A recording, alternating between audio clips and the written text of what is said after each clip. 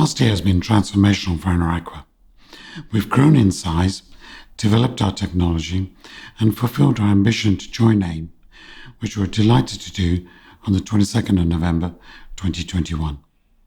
Our successful IPO process has not only given existing colleagues and customers additional confidence in our business, but it's also helped us attract some of the best talent in the industry.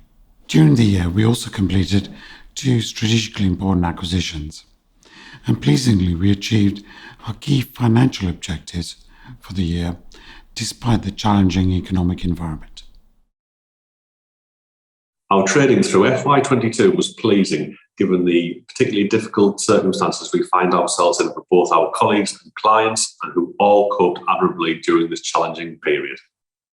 Our key financial highlights are revenue growth of 148% to 36.2 million, adjusted EBITDA growth of 408% to 6.7 million, an adjusted EBITDA margin of 19%.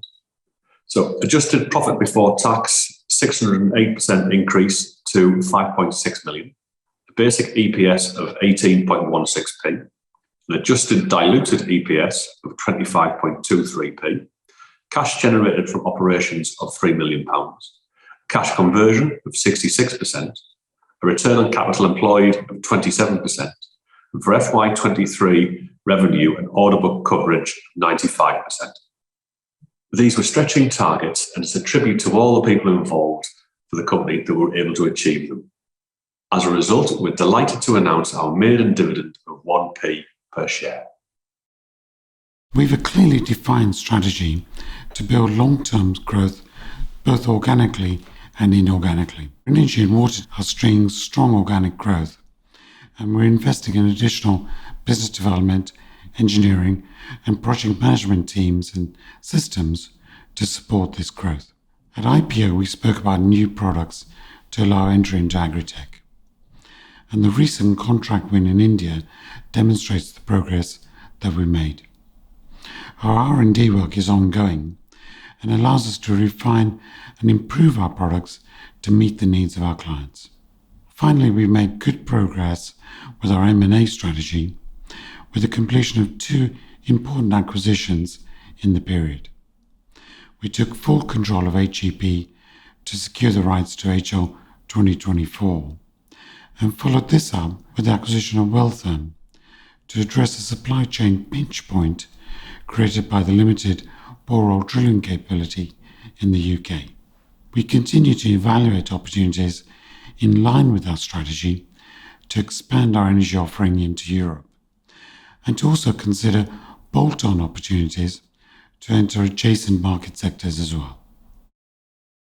Our focus for the year ahead is on delivering strong growth. The year to date has started well, and we expect to deliver on our plans based on growth in our energy and water markets. Post-period end, we were pleased to announce the award of our first agri-tech contract to provide our climate-smart agricultural water efficiency solution to the state of Uttarakhand in India. We also announced in June that we won a contract for an English local authority to provide a net water neutrality program, delivering water efficiency improvements for existing homes so that new homes can be built without adding to demand on the water resources in that area. Both are exciting developments, and we have a strong appetite to deliver an enhanced range of services to our customers and increase the diversity of our customer base, both in the UK and overseas.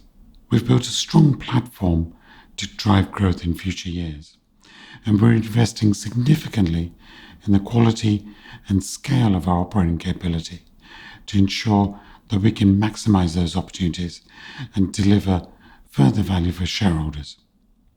The group is in a strong position with a healthy balance sheet and a strong order book.